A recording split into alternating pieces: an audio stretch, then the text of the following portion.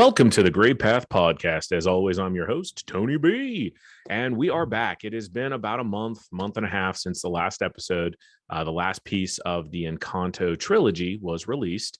And it's just been busy. Been a little bit of depression, a little bit of lack of focus, and a lot of just not knowing what I wanted to tackle next. However, today's topic, and I'll be bringing my buddy JJ on here in a moment. He's going to be joining me virtually for this. I knew I was going to do an episode about this. This may end up being a longer episode because there's so much to talk about here. But today we are going to talk about what is my new favorite television show, which is Peacemaker, which is on HBO Max. It's fucking phenomenal. Now, we'll just give the obligatory spoiler alert. JJ and I are probably going to do a pretty good job of ruining most of Suicide Squad's plot and pretty much the entirety of Peacemaker. So if you haven't seen it and you are sensitive to spoilers, go watch it, then come back and listen to this. If you don't care about spoilers, or if you've seen the show, this should be a lot of fun. We're going to do a real big deep dive in here. However, without further ado, I do want to introduce JJ, who is a frequent collaborator on the show. Go ahead and introduce yourself. My name's JJ. I like to hit Tony in the face and hit him with swords, and then we like to flip each other and beat the crap out of each other, and it's super fun. That sounds pretty accurate. much like the fight between Peacemaker and his brother when they were children, we were both thrown into a pit and forced to fight. So with older men kind of cheering us on from the sidelines. Drunk, high. It was just, it's what we call a good time here in Pennsylvania. Exactly. So we're going to go ahead. We're going to jump right into this. And what we're talking about today is Peacemaker and the problem of toxic masculinity, specifically in the U.S. Now, I know it's a worldwide issue, but we live here in the U.S. We have direct experience of it here in the United States. So we're gonna talk about that. And I think Peacemaker itself is such a perfect vessel to talk about this. To throw a quote real quick, James Gunn himself, the director and writer of both Suicide Squad, the sequel, not the original with Will Smith, the sequel, which is the one we're talking about, and the Peacemaker show. Now, this is a direct quote from James Gunn. When James Gunn was describing Peacemaker, he described it as toxic masculinity at its most toxic. And that's absolutely true. But the artisan that is James Gunn, the brilliance of him is he managed to take a character that was pretty irredeemable in John Cena's Peacemaker, and he somehow managed to turn him into a sympathetic and likable character. Now, for those who haven't watched it, Peacemaker, the show on HBO Max, is a continuation of the story from the Suicide Squad that just released. I believe it was last year. That's the one that's got King Shark in it. Yes. And John Cena, the wrestler, who's now an actor, he's fantastic comedic actor.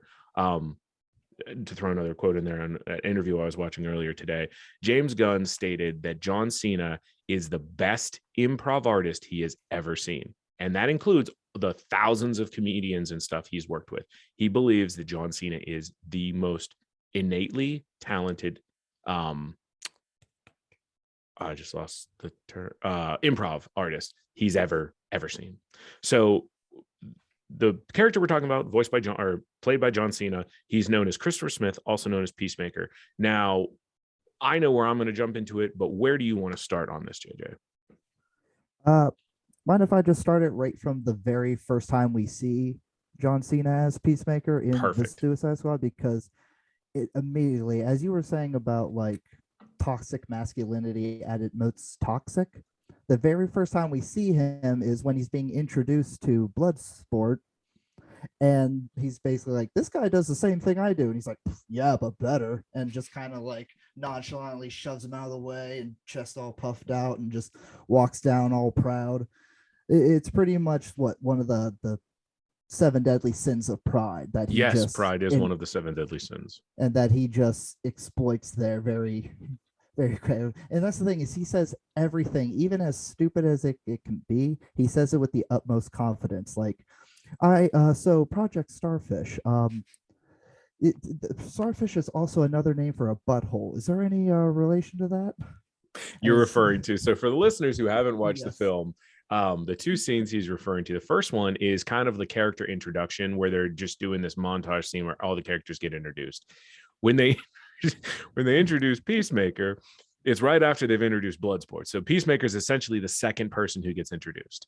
And they introduce Bloodsport, who's played by Idris Elba. And basically his shtick is anything in his hands is a weapon. He never misses. His dad turned him into a weapon.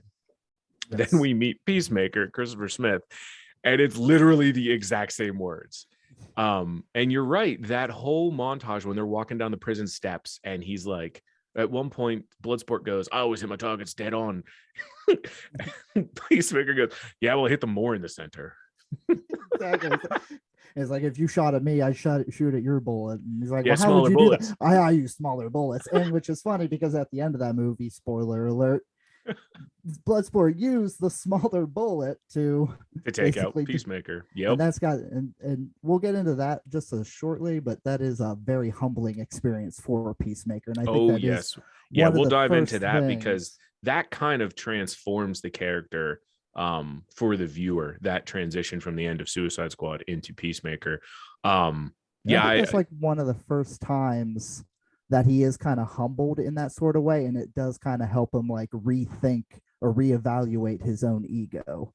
Correct. Well, when we meet Peacemaker, and it's an interesting journey if you go back and watch the movie after watching the show, because they do such a great job of humanizing him in the show.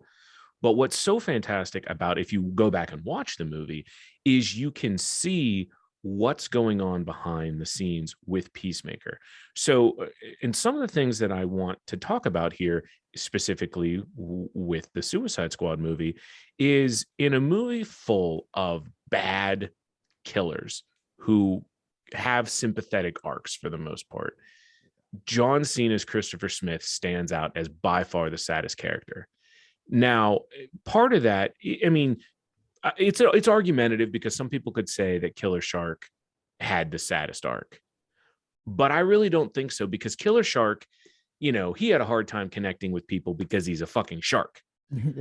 And I guess some people may say, well, what about Ratcatcher 2? She had a very sad story. She had a sad story, but she was still lovable and wasn't twisted like Peacemaker.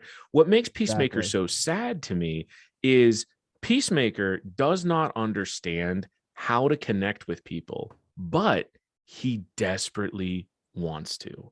In an interview leading up to the Suicide Squad, James Gunn said the following, and this is in relation to Peacemaker.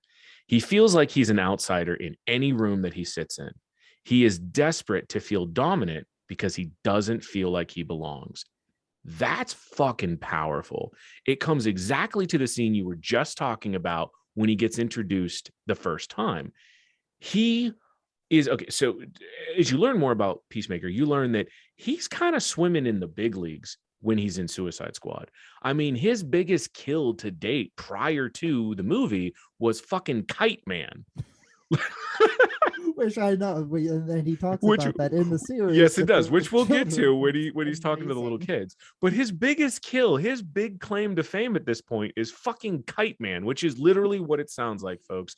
It's a dude who rides around on a big fucking kite. That was his big win, if you will, his big thing he was known for. But now he's in a party with fucking Killer Shark, who's a god, mind you. He's a fucking god. Literal god. A girl who can control rats. Fucking Harley Quinn, who, yeah, granted, she doesn't have any superpowers, but she's an upper echelon character. Yeah. Like, and Bloodsport, who's just clearly better than him. Oh, yeah. And it's kind of funny because in the series, again, we'll get around to that, but you kind of feel that sense of him wanting to be accepted, especially like with his dad's neighbor. That it's like, well, how come Batman has a nemesis? How come you don't have a nemesis? It's like, I don't have a nemesis because all my enemies are 6 feet fucking under. Which we will get to that. That's actually, I didn't put that in mind. That's a great thing to talk about. Before we get there, though, let's try to work our way through Suicide Squad before we get into the show itself. Yes.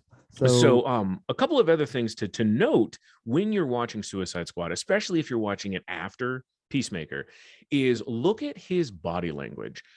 So there's a scene in the bus when they're all riding to that nightclub and everybody's talking and kind of sharing experiences. If you notice, he looks so Christopher Smith, Peacemaker, is sitting in the back of the bus, looks incredibly uncomfortable and isn't talking because he doesn't know how to relate. They're all telling like heartwarming stories. But he doesn't really have one. But if you also notice in that same scene, because I even had that written down, when Bloodsport is talking about his past with his dad, you kind of see a glimpse where he's like nods his head and he's like shakes because he relates to, like, I guess you can basically say daddy issues. Yeah.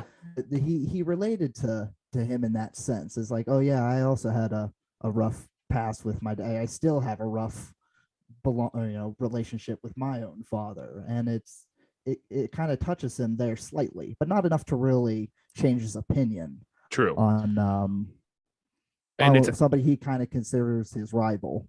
And it's actually really good that you bring that up too, because we'll jump around some here just because I think we should follow the topics as they appear.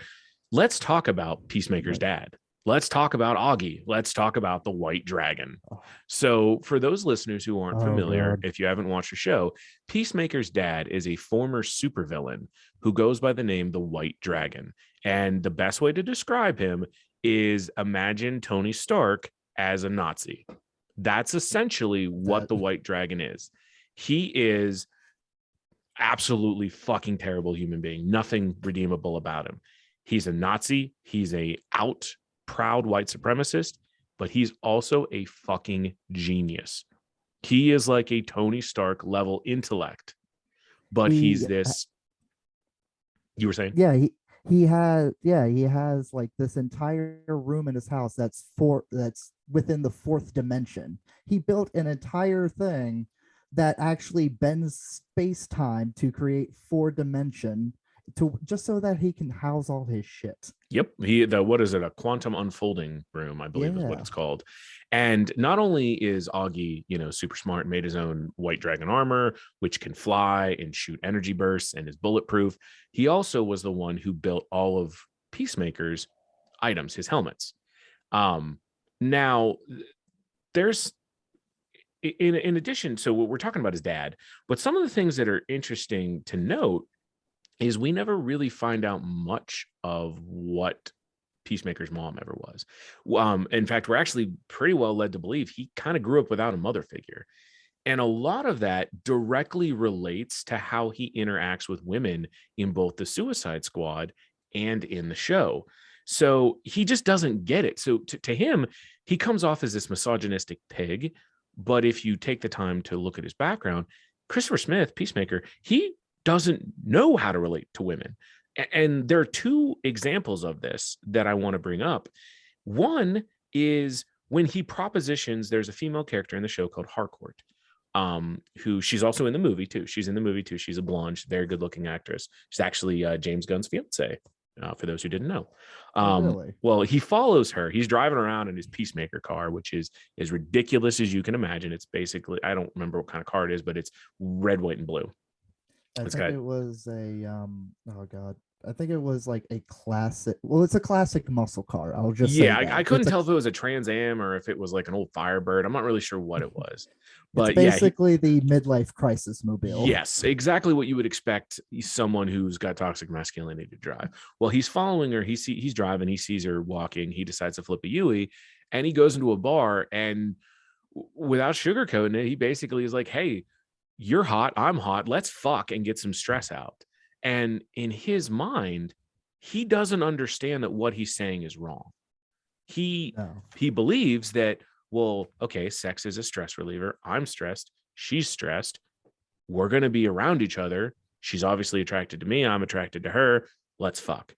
Well, anyone who has ever walked up to someone of the same or opposite sex, who's walked up to a potential sexual partner, I mean, yeah, I guess you could really throw it out there. I suppose that's one method, but that generally doesn't work very well. And it doesn't. No. Now, a little understanding to why he's that way, though, is seen, I believe, in the same exact episode, not much later, he sees this 80s glam metal chick in a bar, and she's eye fucking the shit out of him. So he hooks up with her and bangs her. No big deal, nothing to think about. But while he's in her apartment after they've, post coitus, he's jamming to some 80s glam metal using her vibrator as a microphone. And yes, it's as amazing as it sounds. If you haven't seen it, I suggest watching it. I love that scene. It's so good. It's so good. It's so good. Well, and what ends up happening in there is just shitty luck on Peacemaker's part. Honestly, just comes down to shitty luck. Turns out the girl he took home and banged was actually a butterfly, which is what he was released from the hospital, I guess you can say, for the sole purpose of finding and defeating. And spoiler alert here, we're going to ruin the show for you. Butterflies are these intergalactic praying mantises, for lack of a better term, who dive into your mouth, burrow their way into your head, and take over your body. And he didn't hook up with her because he knew she was a butterfly. She didn't hook up with him because she knew who he was. They hooked up precisely for what he thought was going to happen with Hardcore.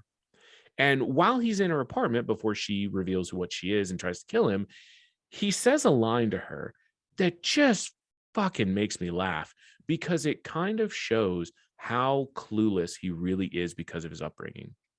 And this isn't an exact quote, and it is vulgar, but it's what he says. And it's something along the lines of, hey, I've been feeling really depressed recently, but when I was inside your pussy, I didn't feel depressed at all. I was happy as shit. And that's essentially what it's not an exact quote, but that's the gist of what he says. And it's hilarious because it's almost like you hear that, and of course immediately what you think is, what a fucking like a douchebag bro. But then if you learn about Peacemaker, you realize he actually thinks he's giving her a compliment. He thinks he's telling her, like, hey, your pussy was dynamite, I'm not depressed anymore.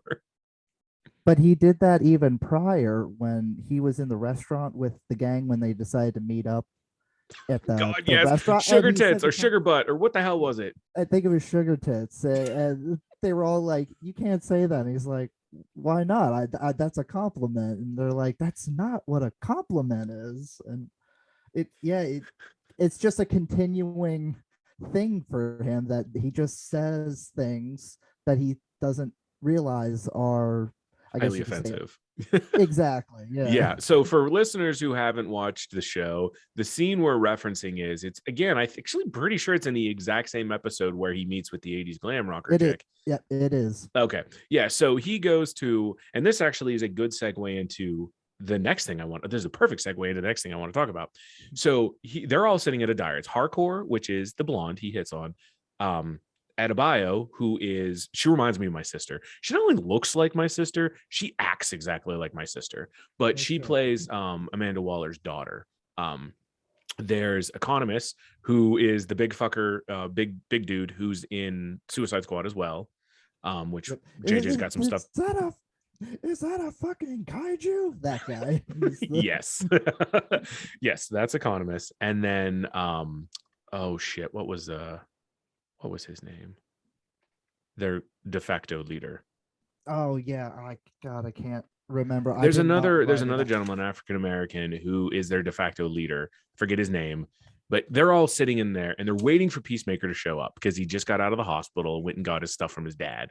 And he shows up at the diner in full fucking costume, which we're going to touch on here in a moment, because it goes right into the next thing I want to talk about.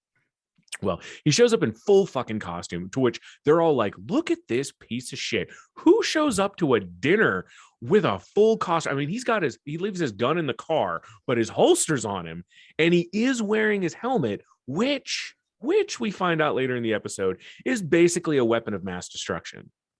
So he shows up. I love because there's the scene where he's like, oh, we're all gonna die, and the guy's like, relax, we're not gonna die. He's like, he brought his eagle. Is that an eagle in the car? Yeah, we're all gonna die.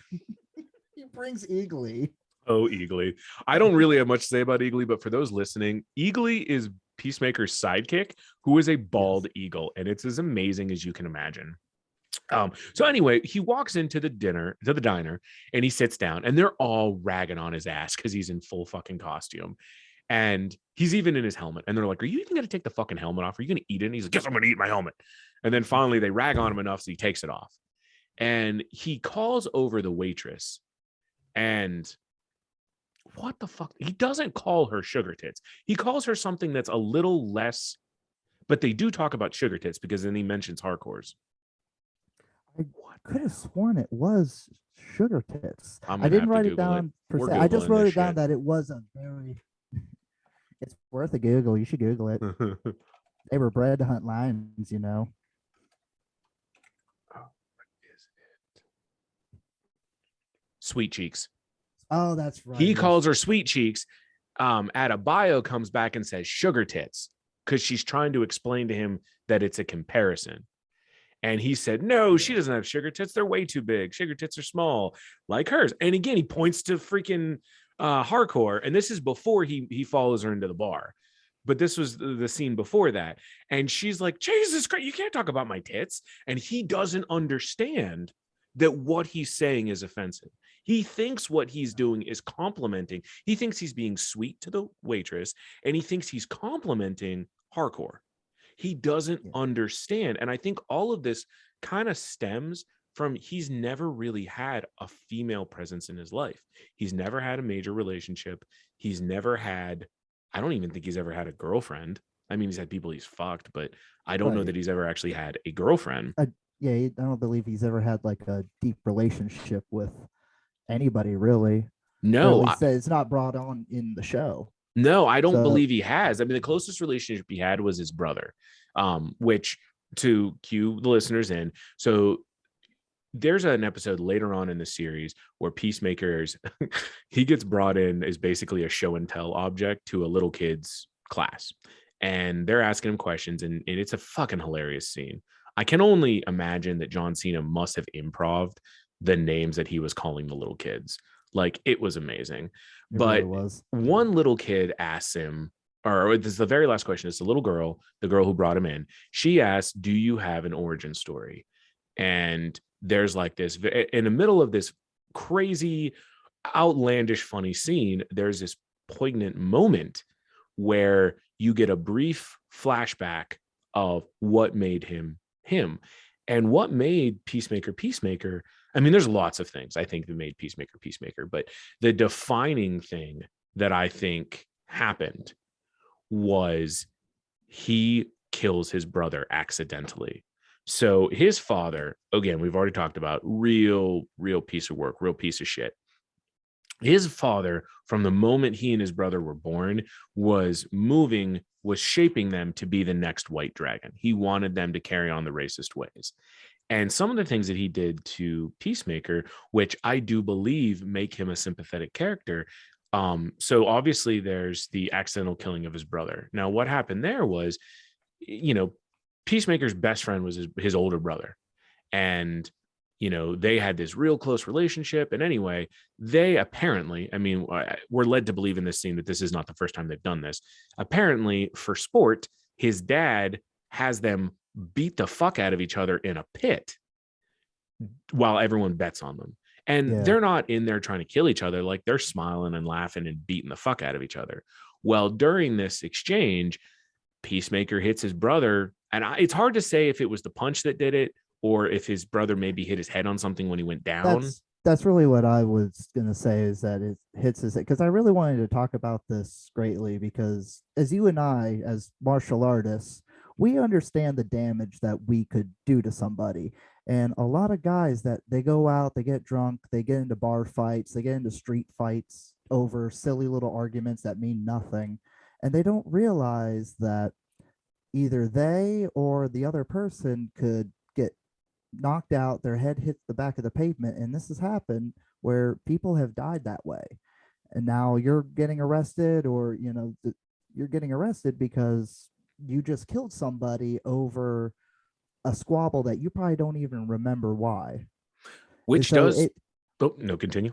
I was just saying that is probably one of the bigger toxic traits that some men can definitely have. I think, everybody, it's kind of the funny thing that I've heard, I forget where I heard this, but they said there's two things that every man thinks he knows how to do, and that's fuck and fight.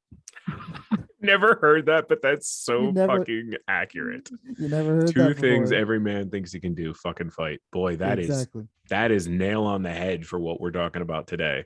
Yeah, and that's why I really love that scene. Love the scene in the sense that it really does prove a point that you get into these street fights, you hit somebody, they get killed, now you're going to jail, and what was it really all for? And in the grand scheme of things, to kind of build on what you're saying here, if you think about it, so we've both been fighting for decades now. Oh yeah. Yeah, it's been over 20 years, I think, for each of us at this I, point. th- I think we may have kind of started pretty much at the same time. I know like you had a deep judo background long before we met. Yeah, but you had Uh, started pretty young. I want to say we have probably pretty close to the same amount, which has got to be close to 20 years. It's got to be mhm. close to 20 years. If not, well, let's see, I'm 37. No, I've got more than 20 years because I started at 14. So I've 23 years, and you've got to be pretty damn close because you were young when you started. Yeah, and I would say like through all these years, have you ever really felt that if things were going to escalate in an argument, that it would escalate to the point of, say fisticuffs, Well, I don't really think it would because that I builds would exactly on what, yeah, I mean, what you're saying is exactly what I was getting at, which is, so between the two of us, we've got, if you combined our years, we've got at least 40 years worth of fighting experience and all manner of stuff, from weapons to unarmed to everything in between.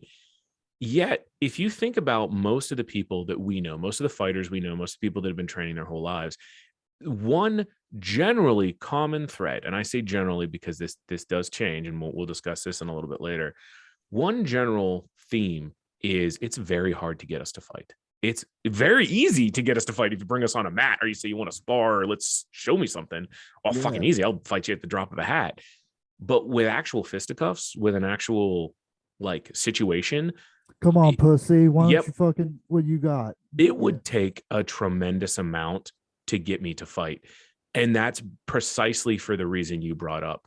I know how quickly I mean, you felt me hit, and I've never hit anyone as hard as I can. All it would take is one punch to the temple, one bad knockout.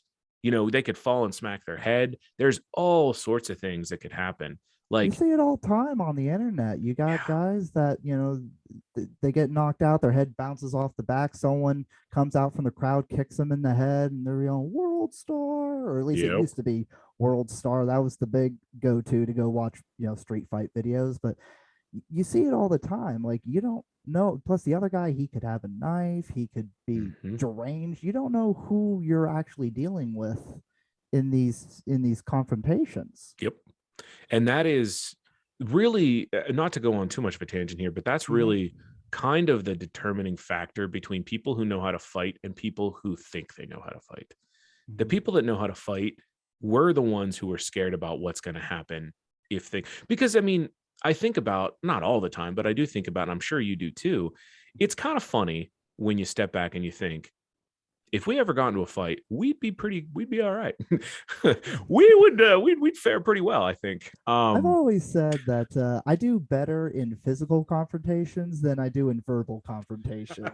Verbal confrontations, I shut down. I don't like to argue with words. I'd rather just get punched. Just punch me.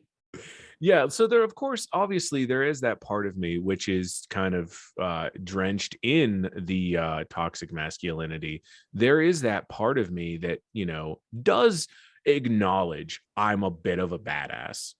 But what tempers all of that, which is where I think you don't see people like Peacemaker or some of the more toxic men we know, the balance to us, secretly knowing we're badasses, is we train with people who regularly can beat the fucking just donkey piss out of us, like Oh without yeah. any struggle. I mean, I We can have name, without even, and I'm sure you can do the exact same thing, without oh yeah. even straining myself, I can name 10 people off the top of my head that I regularly interact with who could just beat the shit out of me.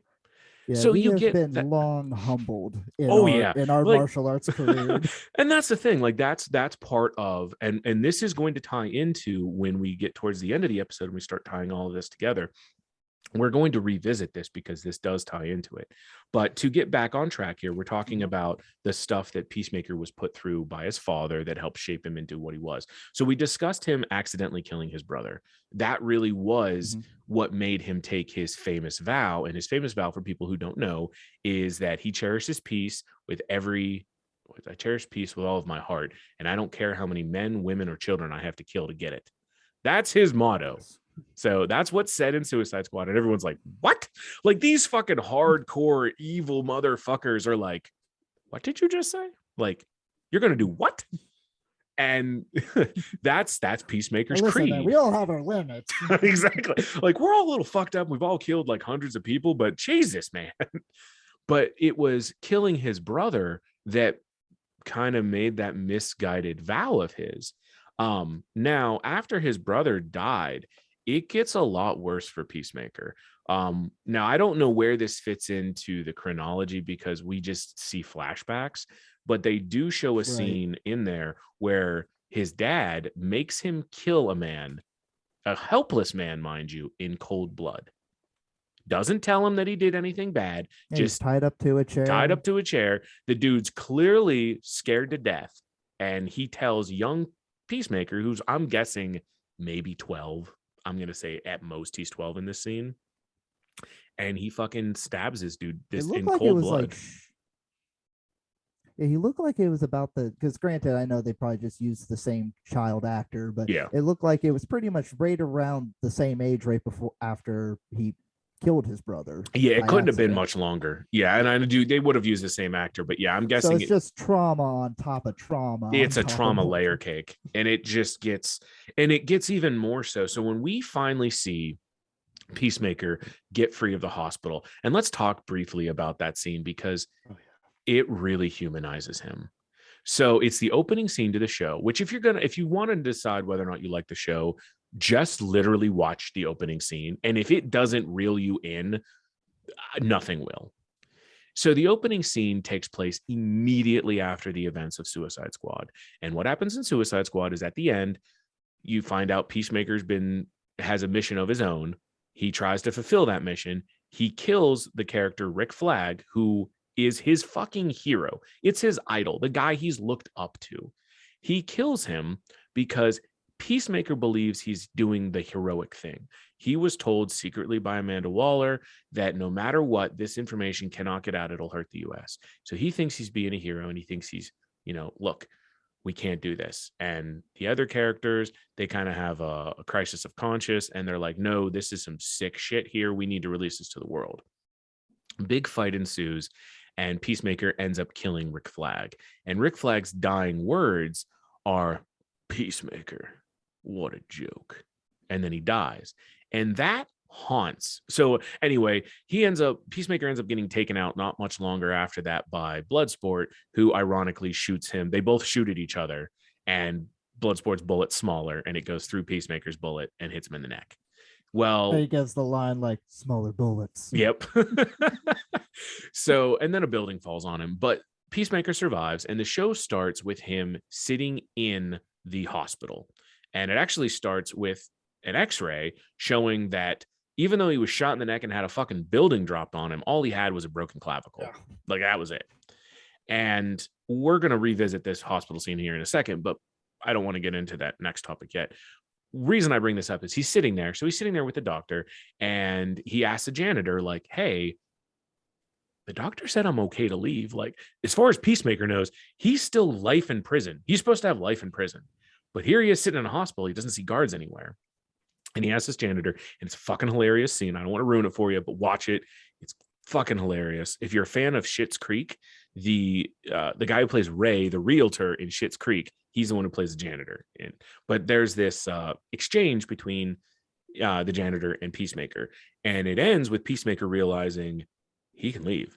And he's like, you can tell, John Cena does such a wonderful job. You can tell he's like terrified because he wants to be free, but he's like scared that someone's going to show up. And he has no clothes except for his completely blood splattered clothes from the Suicide Squad movie. So he dons his fucking blood splattered clothes, grabs his guns and his helmet and all this shit, and just walks out of the hospital. And he gets into a cab. And as he's driving away, there's this moment of pure relief where he thinks, fuck, I'm free. Because in Peacemaker's mind, he's a hero. And being stuck in a cage for his whole life, life in prison, that's worse than a death sentence to him. So he's finally free. He's free. And there's this great moment of relief where he's just like, holy shit, I can't believe it. And it's such an interesting, and we're probably going to have to jump ahead here. We'll come back. But it's such an interesting encounter because it so hits upon this toxicity that's in his own brain. And I guess we'll just jump in here. We're going to jump around a lot in this episode. People are just going to have to deal with it. Yeah. So I want to talk. Watch the movie, watch the series. Exactly. I mean, these are all, the whole second half of the episode will be tying all personal lessons into it. But so the reason I want to talk about this opening scene with him is because one of the areas in which Peacemaker's really fucked up is in this body dysmorphia. So there's this amazing scene that's all happens there in the beginning where he's sitting there and the doctor pulls up his x-ray and shows him his, like the metal bar that's in where his clavicle was. And his response is, Doc, can you up the contrast or something? Like, you can barely see my pecs. I work so hard on these small muscle groups and it just looks like wasted effort. And it's so fucking funny because you're like, wait a minute. You just got shot in the neck, had a building dropped on you, and spent the last 6 months in a fucking hospital, barely able to move. And your concern is that the x-ray doesn't make you look muscular enough. Well, almost immediately after that, there's the conversation with the janitor. And in that conversation, he's like, I'm a superhero. And the janitor's like, you're not a superhero. You're too bulky. Superheroes have that lean, athletic build. They had those gymnast bodies. Yes. So why I find that interesting is that plays so much into when you hear toxic masculinity. That's probably one of the biggest things is the male body ideal, which you hear a lot in society about how women, and it's true, women, it's terrible for women, like between all the model magazines and everything saying that this is what a woman's supposed to look like. It's an unrealistic expectation that's maintained by a small percentage of the population, but women have to live their entire life with it. What a lot of people don't acknowledge or maybe don't think about is there are similar things in place for men. I mean, think about growing up. You're not much younger than me, JJ. Do you remember He-Man action figures or any fucking action figure from the 80s or 90s or early 2000s? What were they? They were fucking jacked. Big motherfuckers with big fucking bulging muscles. I don't want my son playing with dolls. That might make him gay. Here's a He-Man toy. Yeah, here's a basically naked man for you to play with. Like, we're not going to get into the psychology of that, but yeah, let's just stop for a second. For anyone listening, just take a moment and realize that this drive for masculine ideal is just drenched in homosexuality. It's drenched in it, which we'll get to in a little bit. But there's entire categories for this, for this obsession. And is it a surprise? Well, what I found fascinating about this is not only does Peacemaker suffer from this, and he's getting criticized by the fucking janitor because he doesn't have a superhero body. He's getting, feels less than because he's looking at this fucking x-ray. But what a lot of people don't know, and I only know this from research, is John Cena himself, the actor, the professional wrestler, he himself suffered a bout of this. And it was before his time in Peacemaker. But I have a quote here that is straight from John Cena about what happened to him. And then this was him in preparing for this movie that supposedly releases this year in China with Jackie Chan. There's a movie coming out with him and Jackie Chan. Well, this quote is in regards to that. I went over there to train with him, meaning Jackie Chan, for about 3 months, and they stretched me like taffy. I immediately lost 20 pounds, which was very difficult for me. I fell into a weird depression because it was like, I'm losing everything I worked on for 30 years. And the article went on to talk about how he had to go see a psychiatrist. Like, Yeah. it really messed with him because his entire adult life has been maximizing his musculature and his body. I mean, if anyone who looks, I mean, he Mhm. that dude had a fucking body on him, and he still does. He's just not bulky anymore.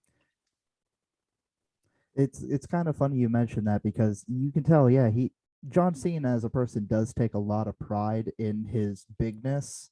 So much so, like I sent you that one clip of there's a thing where him and and Shaq are trying to get into like a small little car, and they're just having a hard time fitting in. It's like we can't fit in here. It's like we can fit in. It's okay. We can fit in this car, and it's hilarious. Uh, but yeah, I think at some point we all kind of feel, especially as men, that body dysmorphia does hit us, especially early on. I think it's getting even younger and younger because there's a big problem in like the fitness industry where there are boys as young as like 14, 15 years old that are getting on PEDs Jesus. because they want to get that Instagram influencer physique of just shredded all year round and that bodybuilder look all year round because they think that that look is going to give them success in the future, and it is becoming a real problem. Yeah, I never even thought about the influencer, but you're right. See, I'm used to when we grew up, we saw it in our action movies, our Stallones, our Schwarzeneggers, our Dolph Lundgrens, you know, all these fucking Adonises out there. And it became and I'm just as guilty as everybody. Oh yeah. Like, I mean, I'm a big dude, but like I do have some muscles on me, and they are probably the one of the things I'm most proud about. And it's weird because it really shouldn't matter, but it does. I Yeah. didn't even stop to think about the culture right now with all of the social media and the influencers. And that's a dangerous thing. Now that I'm thinking about it, that's a dangerous thing to begin with, because Yeah. essentially you're looking at a situation here where kids are never ever going to be able to extrapolate themselves from just fake information. Oh yeah. I mean, if there's, and eventually I'm probably going to do an episode on this problem with influencers in our culture, but there's a true, so to touch upon it briefly, just to kind of build on what we're talking about, I Mhm. watched a documentary about a couple weeks ago, maybe it was a month ago, and it was on the Viper Room, which was a nightclub in LA back in the 90s owned by Johnny Depp. It is Oh. most famously known as the place where River Phoenix died of a heroin overdose on the sidewalk up front, while Joaquin Phoenix, the famous actor we now know, called into 911. And there's a 911, they play the call in the documentary, and he watches his brother die right then and there. He was just a kid. And I don't have a pen with me right now, but definitely oh, it's I'm great. gonna have to It's, watch this. but what was interesting about it is it talks in there about they interview this photographer who hung out at the Viper Room for a long time. And he talks about the Viper Room basically disappears right about the time that people like Paris Hilton became prominent. And he noticed that there was, and one of the things he said really reminds me of what you're talking about here, which was he saw, like Hollywood itself saw a dramatic shift in what it meant to be a celebrity prior to this turning point. If you were famous, it's because you were good, really good at something, whether you were an amazing guitarist or singer or actor or whatever. To be really famous prior to the, what I guess we'll call the Paris Hilton deviation, meant you had to be good at something. Right. But cue like Paris Hilton and people like her, these children of successful, wealthy people, well, they never had to do anything. In fact, they became famous for being famous. I mean, Kim Kardashian's the number one most prime example of this. That fucking girl's done nothing. Yeah. What did she do? She had a sex tape. That's not doing something, Yeah, I though. mean, that's doing something, but that's not, she's not. Yeah. I mean, so now we live in a culture where people want to be famous just to be famous. I mean, how many people do we, I mean, you could close your eyes and hit random search on Google and find probably thousands of people who are famous who have no talent Dude, whatsoever.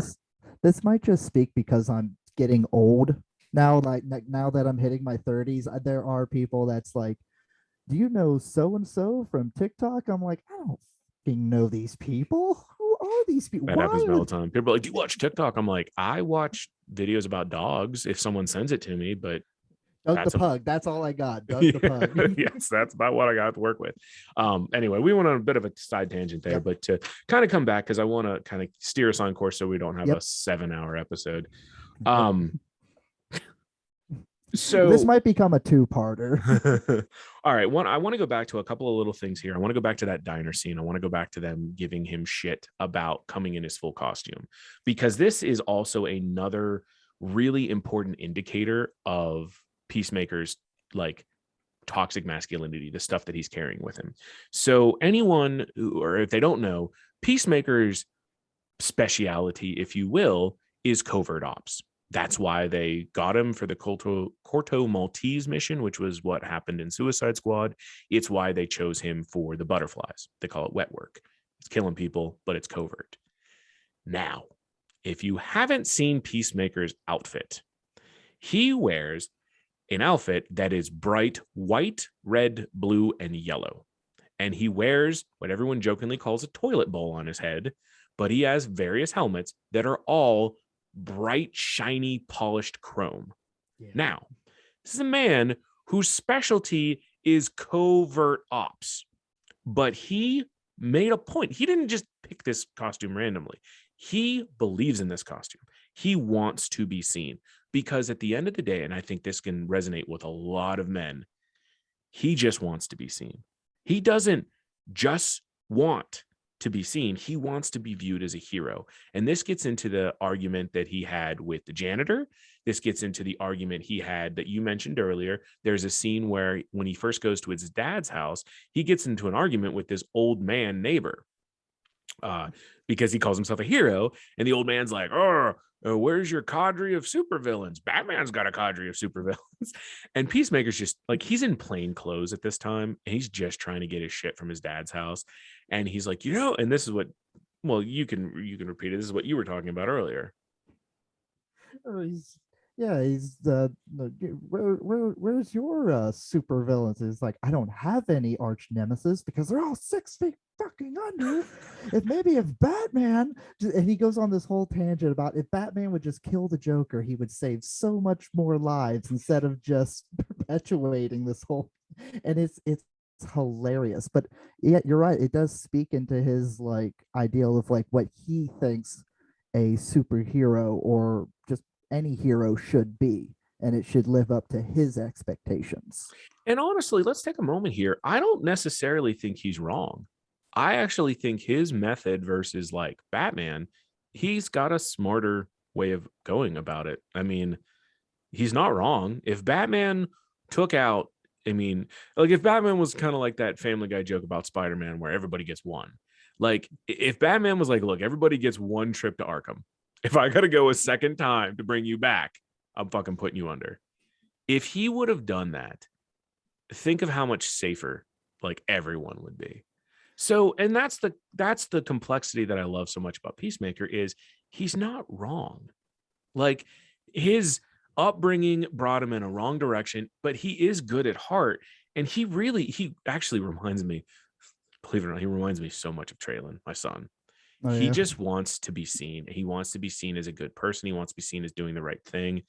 There's a scene when he's in with the little kids and they're all questioning him. And, he talks about how he took out Kite Man. And even if you look in his trailer, which again, his trailer is red, white, and blue. Like there's no hiding when it comes to Peacemaker. Like he's boldly out there. Like everybody's going to know who he is and where he's at. But in his trailer, there's a newspaper clipping that says new hero thwarts Kite Man. And he talks about it a lot because that's his big victory. There was this evil villain and he stepped up and stopped him, granted with his own 2 hands, a Desert Eagle and 2 rocket launchers, as he is apt to tell us. But you can also kind of see that as like the guy who peaked in high school. Like he took the football team to state, and now he's just living off of the dreams of taking the team to state. And it's a little bit of that too. It is, but it's a sadder one for me though, because Peacemaker's still trying to, like, for Peacemaker, Kite Man was supposed to be just the beginning. Oh, not right, yeah. not the I took the team to states. So, but at the crux, at the core of Peacemaker is this desire, this overwhelming urge to be accepted and seen and acknowledged, because he does have a good heart. He's just so fucked up because of what his dad did to him, that the way his good heart shows itself is not healthy. I mean, this was a perfect segue into the next thing, which is he's a dick to his quote unquote friends. I mean, Diebeard is the perfect example. So the character Economist, when Peacemaker first really kind of sees him, he realizes, oh shit, he's dyeing his beard. So he calls Economist Diebeard, which makes Economist pissed. He's like, I don't dye my fucking beard. He's like, all right, Diebeard. There's another scene a few episodes later where Vigilante, which, okay, if you need a reason to watch the show and I haven't given you one yet, Vigilante is the reason to watch that show. He is everyone in the show is amazing. Vigilante is just something else. James Gunn could give him his own spin-off. I would watch, would be just as amazing. Would watch the Vigilante show. So anyway, Vigilante, which is and I guess I'll just talk about this now. Vigilante is he's a younger guy. I'm gonna probably say he's probably early 20s is my guess, where Peacemaker's probably in his 40s at this point. Mm-hmm. But he's a younger guy. He's managed to keep his secret identity secret. Peacemaker didn't actually know who he was until about halfway through the show. But he idolizes Peacemaker. He idolizes him to the point where he maybe isn't the smartest person in the world. So at one point he walks in on Peacemaker, who's crying, and it's a sad scene. He's crying because he realizes everybody fucking hates him. Yeah, I really love that scene, and that was something I really wanted to talk about, because there's been times where I cried exactly like that. I'm like, no shit, like, you fucking Peacemaker, what a joke, he's right, fucking, I'm an asshole, bullshit, and just going off. I have definitely had those moments in my life where I'm like, I'm fucking worthless, bullshit, and I don't think a lot of guys like to talk about, because I remember I was about to write in my notes that he's unashamed to cry, but then I realized, oh no, wait, he is ashamed to cry. He is ashamed to cry. Because as soon as Vigilante shows, well, I'll let you tell it, but as soon as Vigilante shows up, he immediately shuts the whole theatrics down. So what's happening in the scene is Peacemaker's at home, he's laying on his bed, and he just starts crying. And it's not like, feel sorry for me crying. It's legitimate how he feels. And it's the realization that he killed his idol. He killed Rick Flag, the person he looked up to, the person he wanted to be. He killed him. He killed him for nothing. He is hated by everybody in his group. And he just realizes he has no friends. Nobody likes him. And his whole life, his dad's been telling him he's a piece of shit. I mean, his dad repeatedly tells him that the wrong son died. That's an exact quote. The wrong son died. Like, there's been many times where he tries to connect with his dad, like when he tries to tell him the story of Bloodsport, where he finds out that he's afraid of rats, and it's like, and there's this girl on our team that controls rats, and he's fucking scared, and he's trying to relate to his dad. And his dad seems completely uninterested until what makes his dad interested, JJ? Oh, about him being afraid of the rats, wasn't? Yeah. Do you remember what makes his dad interested? Because his dad doesn't give a shit about the story until one particular point. Then his dad starts laughing hysterically. Oh God, you're gonna have to. Really I'll remind you, because I've watched the show like 5 times. Because I believe, wasn't it that he told him about how his dad how Bloodsport's dad stuck him in like a basement or something, and rats crawled all over him and ate him. He stuck him in a fucking container with hungry rats for 24 hours. Yep. And anyone, normal person, hears that, they're like, Jesus, oh my God. Fucking God. Is your dad in jail? Yeah. What does Peacemaker's dad think? Funniest fucking thing in the world. But that, just as quickly as it looked like Peacemaker was finally going to connect with his dad, right after that, his dad then goes, please tell me this sissy pants with the rats, that wasn't the guy who shot you.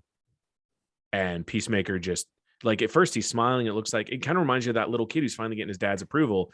And then when that happens, he just shuts back down and he goes, most of what happened to Colton Maltese is classified. So like he just completely shuts down. Where was I going with that? Sorry, my apology. It's okay. I was talking about how he just wants to be seen and he wants to be loved. And we were talking about the crying scene. So he's laying on his bed and he's crying his eyes out because, I mean, really in his mind at this point, nothing's really changed. Amanda Waller's people found him, so he's back on the hook having to kill people. But things have changed. Things have changed dramatically for Peacemaker between what happens in Corto Maltese and what happens in the show. And the biggest thing that happens is he starts to question his whole motto, his whole creed. And he starts to realize that, like, he just doesn't want to be doing all this killing anymore. Like, it's finally starting to weigh on him. So anyway, he's there, he's breaking down and he's having a moment. And then out of nowhere, outside the window, Vigilante pops up in full costume. And Vigilante reminds me so much of like that plucky little sidekick, but who's also an incel. Like, he kind of reminds me of that because he's a complete sociopath. Vigilante's is a complete psychopath. Complete psychopath. He has no social skills whatsoever. None, and no empathy. No. I don't think. Oh, no, that's not true. He's just got a really fucked up sense of empathy because remember, there was the scene when he was going to kill the vets.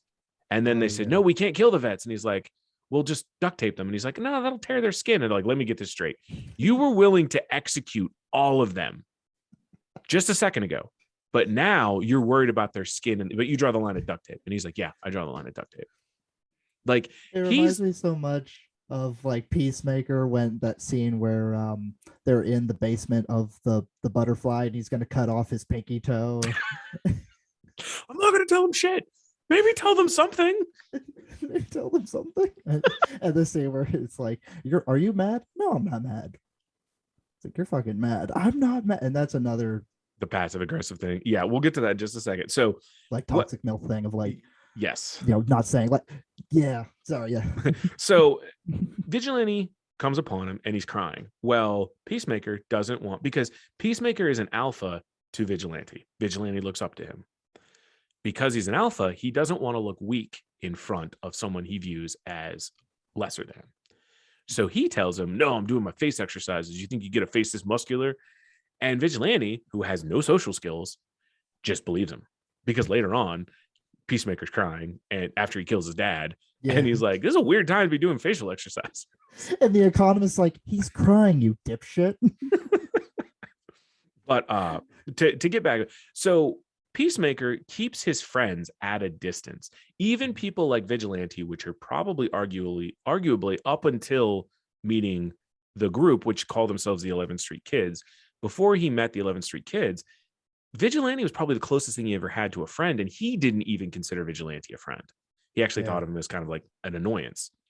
Yeah. But one of the things that Vigilante brings up is that apparently not only did, Peacemaker get under Economist's skin by calling him Diebeard repeatedly, but he also apparently, when he grew up, he had nicknames for everyone based upon the shape and size of their dick, which I thought was hilarious. And it's because in his head, and it's such a perfect example of toxic masculinity, he doesn't understand that the words he's using are hurtful words. He thinks he's just being funny. He doesn't understand that he's insulting people. So it's a further example of this. There's like buffers between Christopher Smith, Peacemaker, and reality. And those buffers, depending upon where you stand and how many of those buffers are between you and Peacemaker, will really change how you look at him as a character and as a person. Because he has all these traits that are huge red flags for just bad toxic masculinity. These stupid traits. He always feels like he has to be super tough and the macho, and he's always alphaing out on everybody and trying to be the biggest peacock in the fucking room. But at the same time, there's another side to Peacemaker that the show brings out that really made me fall in love with the character and really kind of fall in love with the story. And one of those things is, very briefly, so this is the thing, is that they never come out and overtly say it. Well, I guess they do in a way. Long story short, Peacemaker's bisexual. What's fascinating is it was John Cena's idea to make him bisexual. That was originally not in the script. He wanted it for depth.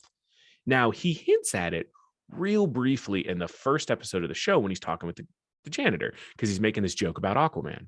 Or I guess not a joke. It is a joke for us watching, but he was serious.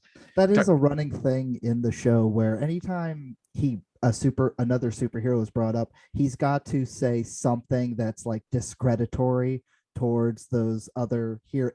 It's every other superhero. If it's not him, it's got to be something. What's the word I'm trying to think of? Derogatory. He's always trying to bring them down. Aquaman fucks fish. What the fuck is it? Green Arrow goes to brony parties. He goes as the second half to was it Starlight, or I don't know the names of the fucking My Little Ponies, but he's a fucking brony. The Flash is an unbearable dick. Wonder Woman wanted to fuck him. And it's so funny because at the end, spoiler, they got Jason Momoa to reprise his role as and Aquaman. Ezra Miller. That's Ezra Miller playing the Flash too, which was the same guy who played the Flash in the Justice League. And they reprise the roles just for this one brief scene where it's like, man, I wish everybody would stop saying that I fuck fish. I hate that rumor. And Flash goes, "That's a rumor?" He's like, "Fuck you, Flash." He goes, "Fuck you, Barry." He calls him by his first name. Fuck you, Barry. Fuck you, Barry. It's such a nice little world building around that. It is, but it also plays completely into what we're talking about too, because just like he always had to try to one up Bloodsport, if any other person is brought in, his mind, Peacemaker's mind, views them as a threat to his legitimacy. There's no better scene than the one that you said is directly connected to the Enactioneers, where they go into the village thinking that it's hostile territory.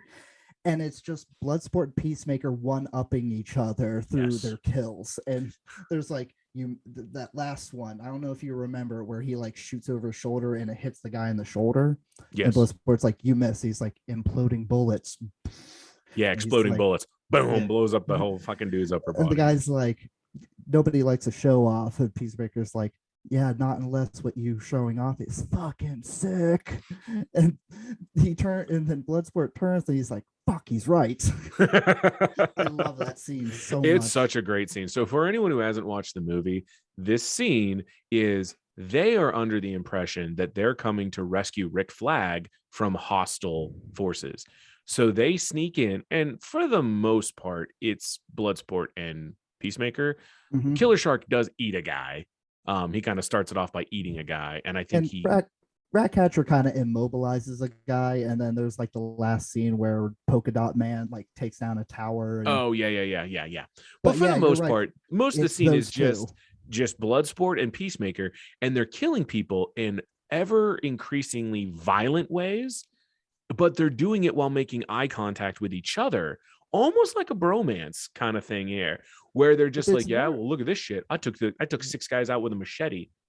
But it really escalates and really becomes more of like a "fuck you, no fuck you" right back when Peacemaker goes to shoot a guy, and it's like right in front of Deadshot or Bloodsport's face. Like the bullet literally is like a millimeter from his face, and that's when he like rips off his helmet thing and like looks at him like, "Did you just fucking try to do that to me?" And that's when it like really starts to, you can feel the hostility. Yes, and it's a my dick's bigger than yours contest. So anyway, in the movie, you don't have any idea about it. They hint about it in the first scene of the show, because he's talking to the janitor and he's like, "You fuck girls, no problem. Fuck dudes, fine by me. But when you're fucking fish, that's where I draw the line." So like they kind of throw it out there. And then there's another scene a little bit later where Vigilante, Peacemaker, and this random dude's wife have a three-way. And you don't see it, you just see the after effects. But it seems pretty clear to me from the placement in the bed that it wasn't just Vigilante and Peacemaker tag teaming this woman. It seems like it was a free-for-all. But they, again, nothing overt, nothing set out. The closest they get to it is the scene that leads up to Peacemaker killing his dad.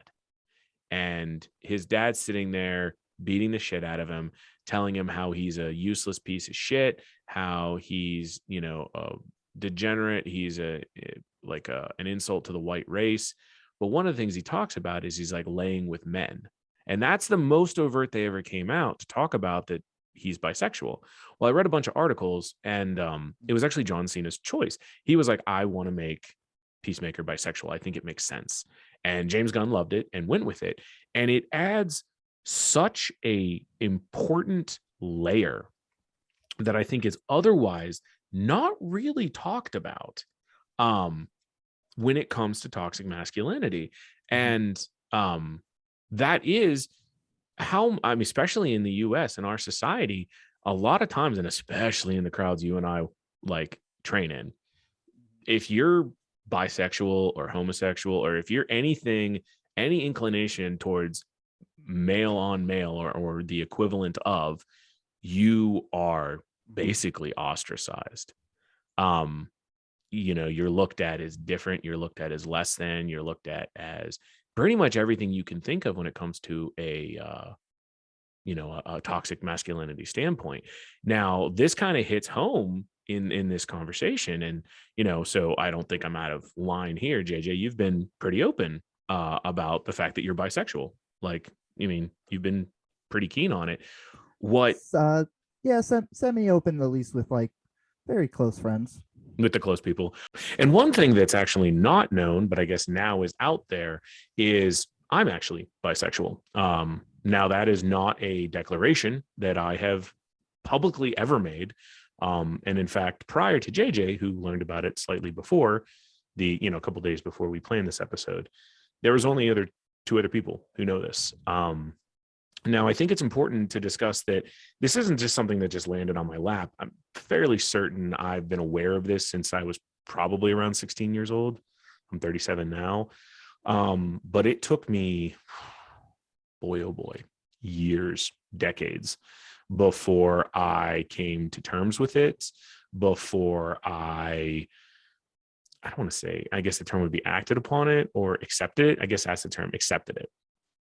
And I gotta say, like, I think that's part of what makes Peacemaker so great for me, is here's this guy who's going out there and doing all the kick-ass things that we associate masculinity with.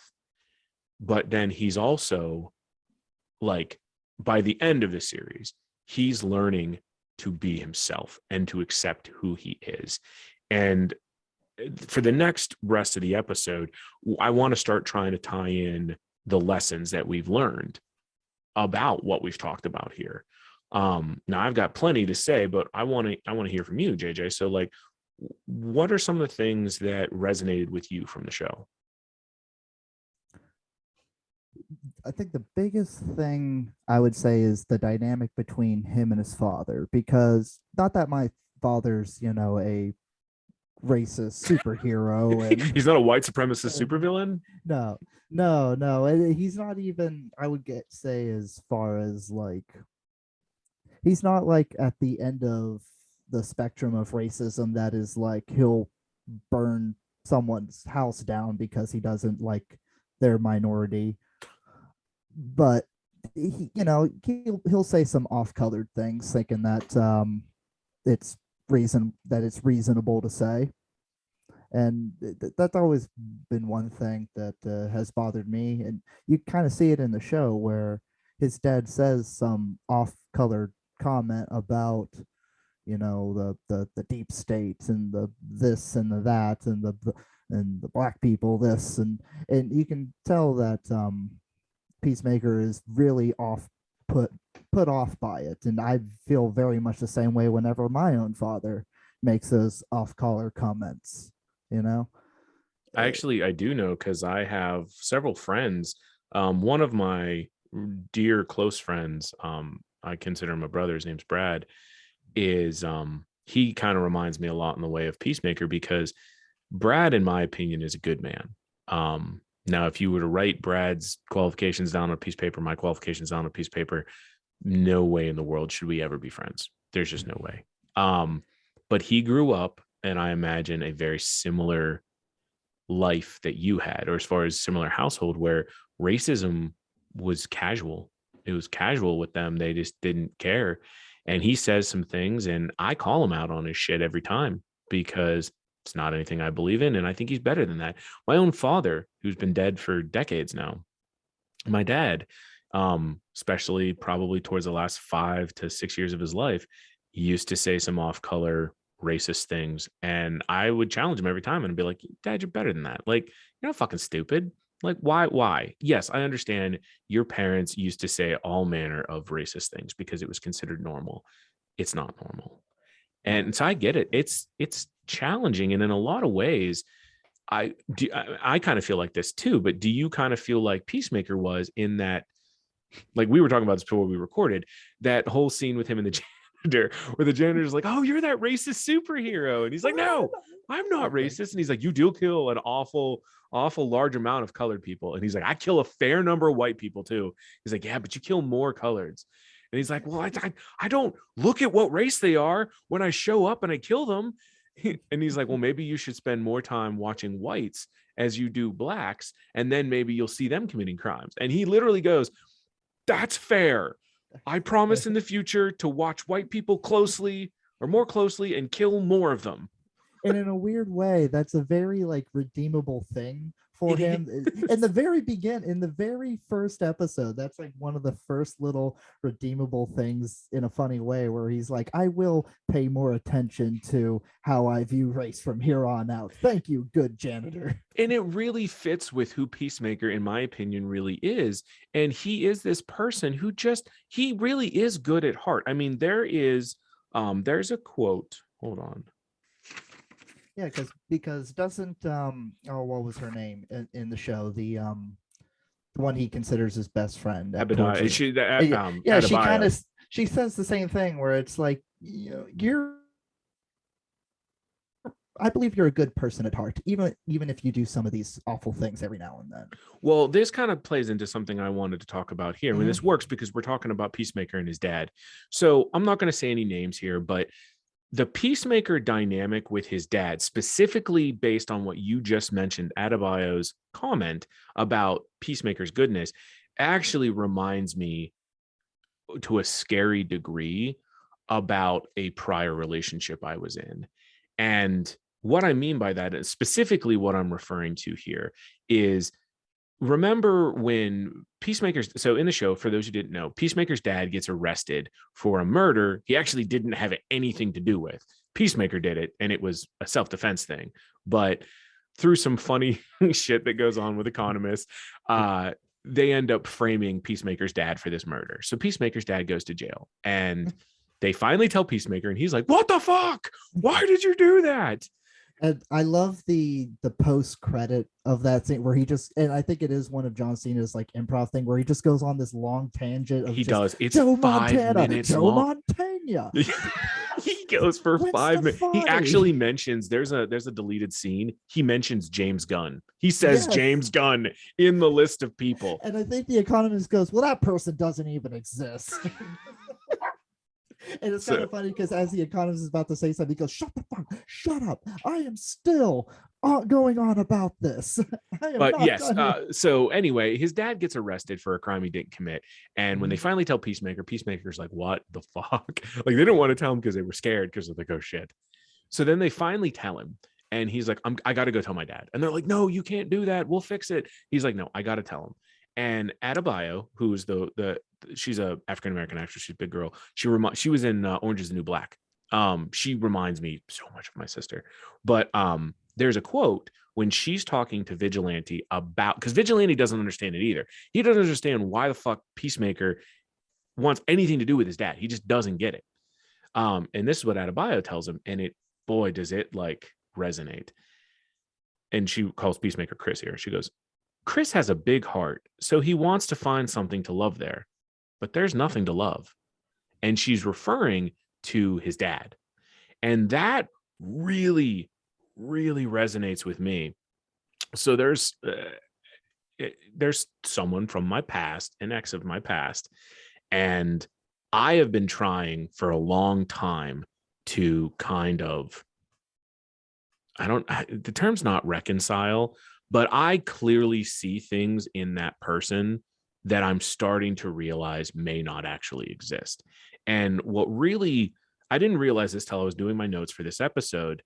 And even today, so as I've mentioned previously, I drive a lot from my business. I was on an inspection and I was driving. And when I drive, I think. And I kept thinking to myself, I had this at the time I thought was an epiphany, which was trying to figure out, like, why do I still give a shit at all about this person? Like, especially all the shit that this person's done to me. Why do I fucking care? And I said to myself, well, because somewhere inside that person is my friend. And I have to think that they hate what they're doing as much as I hate what they're doing. And my thought was, well, that's why I keep trying, because my friend's in there and you don't leave a friend behind. And in a lot of ways, I think that's exactly how Peacemaker feels towards his dad. I think he thinks inside that his dad's a good person and that he just has to bring it out. But just as Adebayo tells Vigilante, I kind of had to tell myself, the more I look at this person and this person's actions, the more I realize that this, and I'm going to use air quotes here, this friend of mine likely only exists in my own mind. When I took a cold, hard look at the actions of said individual, it became abundantly clear that this person that I view as my friend, I don't think really exists. I think that person is there when they need something. And the moment it doesn't go their way, it disappears. And that's what made me realize, fuck, I'm Peacemaker in this situation. And that person's Peacemaker's dad. And because I feel much like Peacemaker, I don't feel imperfect at all. In fact, it's called the Gray Path. Sorry, this is for those watching the video, this is my stone. JJ's laughing. This is my stone I found at this gem show, and I love this thing. It reminds me of the Gray Path. But I don't view myself as a good person. I don't view myself as an evil person. I view myself as a balanced person. And I feel in a lot of ways, I'm like Peacemaker, where I have a big fucking heart. I believe in people. I believe in people I shouldn't believe in. You, JJ, are just as guilty of this. Several of our exes are basically the same fucking person. And don't know what you're talking about. Such allegations. How dare you? I protest. But I realize that and in a way too, it is kind of that. I don't know if that's a byproduct of toxic masculinity as much as that is a byproduct of, I never really had a mom either. Just like Peacemaker never really had a mom, I never really had a mom. And I do find a lot of his drives, are things that I myself are driven by or have been driven by. So I thought that was really important to bring up, especially because you were talking about the dynamic between his father and himself. And is there anything else you want to add to that? Yeah, I guess you could say that I am privileged in a way that I did grow up with a really excellent mom. I do love my mom to death. And yeah, the thing about like what we were saying about somebody who makes those off-color comments and everything, and I don't think a lot of people realize that when they make those comments, especially around somebody that doesn't respect those types of comments, that it just makes them think less of that, make them think less of you. So like anytime my dad says that, I'm just like, God, I love you, Dad. I really do love you. You've done a lot for me, but just the respect meter kind of goes down every time I hear that nonsense, because that's the thing that I don't respect. And how can you? And that's what I ran into with my dad was too smart. Like, racism is a byproduct of being fucking stupid. Like, all the racists out there, I've just called you out. Every single fucking one of you. From the Ivy Leaguer down to the fucking hillbilly living in a hut somewhere. You heard it here, folks. You heard it first here. Straight on the Great Path podcast. Tony Busiri hates racists. Totally hates the racists. But no, it's true. I mean, and that's what always has bothered me is racism to me is a direct response to being fucking stupid. Like, my dad was way too fucking smart to be racist. Like, and that's exactly, I mean, I tell Brad the same thing. I'm like, Brad, shut it, man. You're too fucking smart for that. Like, I get you grew up with it and was normalized for you, but you're better than that. And I get that there's levels to racism between like just saying a hurtful comment to, Oh yeah, going burning out a and cross in hurting. someone's friggin' front lawn. Yeah, there Yeah, are degrees of racism, but yeah, but at the even same time, subtle racism is still fucking wrong. even just that little, and that's the thing is that you may say that comment thinking that it's going to be hurtful towards the people you intend it to be, but it may turn around and be more hurtful to the people around you that you actually do care about. I agree. Now, I know where I want to go from here, but what do you, my next things to talk about, we can see if they play into the next things you want to talk about. I want to kind of wrap up by discussing Peacemaker's evolution from the movie through the series. And I want to focus on forgiveness, courage, and a little bit about emotion. But what do you still have? Well, so a little bit about my bisexuality, because I know that you got to give yours, and I don't want to leave you hanging there with you just hanging out all your clothes to dry. I'll throw some of my clothes out on the line to dry. That's such a Western Pennsylvania thing to say. I really hope some of the people I have that listen in Europe, I don't know if they use clotheslines out there. I kind of hope they don't, because they're gonna be like, what the fuck are these people talking about? When I go down by the creek with my washboard and start scrubbing my all of that is accurate for this area. All I want to say is how dare you, and second of all, how dare you. All right, so anyway, continue. Yeah, so a lot of what because kind of like what you said, like growing up, especially as men, like we're very confused, and sexual education in this country is it's a fucking joke. I didn't even have any sex ed because I moved around in 5th grade so much. I completely missed it at every school I went to. Dude, we had, so when I was in middle school, which I feel like middle school just before you get to high school, I think that's actually a pretty good time to have those types of talks. But the talks that they had was just, here's how a baby's made, and then that was it. There was no talk about women's pregnant, or women's periods. There was no menstrual cycles or anything. I know. No, there was no talks about that. I'm sure, I hope that they took the girls aside and explained that to them. But we as men did not get that type of knowledge. And then there was no talk about orientation or feelings, or there was none of that, or learning the difference between lust and love. There's none of that. Yeah. So yeah, you grow up and you're very confused, and it kind of ties a little bit into the incel thing about and for those who don't know, because some of my listeners may not know, what is an incel? So oddly enough, the incel movement started off innocently enough, as do all things, right?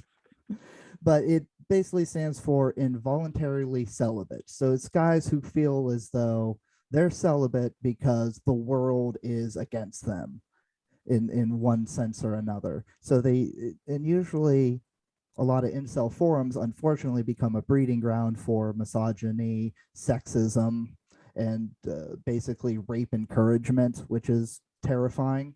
Yeah, a little bit. It really is scary. So I think it ties in because I think a lot of guys, they get their sex education from porn. Now, I'm not against porn, quite the opposite. Yeah, I'm pro porn. Pro porn guy. But I think a lot of guys, they get confused because they don't understand the difference between reality and fantasy. And fantasy is fun to engage in and to observe. I mean, we like watching Peacemaker. Peacemaker is a fantasy. It's very fun, but I'm not. We are not dressing up tonight and going out and killing people. Sorry, JJ, that's just not happening tonight. But I already filled up the gas in my car. Are you sure? I thought I'm the vigilante. You got the vigilante mobile? You mean the Sebring? God, I love that. You just bring one of your pugs as Eagly. That'll be Eagly. It's got to be Bert. she rides in the car better. So, God, I forgot exactly where I was going with this. We were talking about how Yeah. sex education doesn't, it does not. Oh, we were talking about incels. So yeah, it all drills into the involuntary celibate movement, how all of that tends to lead to sexism, a lot of hatred and anger and violence towards women. That's where we were at.